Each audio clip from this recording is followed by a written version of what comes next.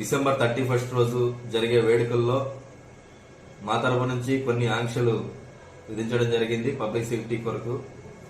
అందరూ కూడా ఆ రోజు ఎవరైతే వేడుకల్లో భాగంగా సైలెన్సర్స్ తీసేసి నాయిస్ చేస్తూ ప్రజలకు ఇబ్బంది కలిగే విధంగా గాని, మద్యం తాగి ర్యాష్ డ్రైవింగ్ చేసినా గాని, అదేవిధంగా సరైన లైసెన్సులు లేకుండా వాహనాలు నడిపినా గాని వారి మీద చట్టపరమైన కఠిన చర్యలు తీసుకోవడానికి సిద్ధమై ఉన్నాం.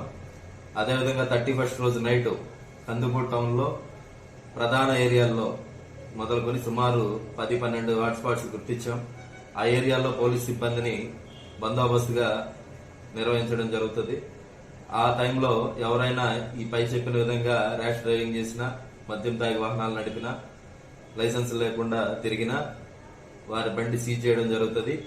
అదేవిధంగా వారికి లైసెన్స్ లేకపోతే ఆ బండి ఎవరి పేరు మీద ఉంది, సపోజ్ వాళ్ళ తండ్రి పేరు మీద ఉన్నా, వాళ్ళ గార్డియన్ గాని, వాళ్ళ అన్న గాని, వాళ్ళ బంధువు గాని ఎవరి పేరైతే ఉంటుందో వాళ్ళ పేరును కూడా కేసులో బుక్ చేయడం జరుగుతుంది.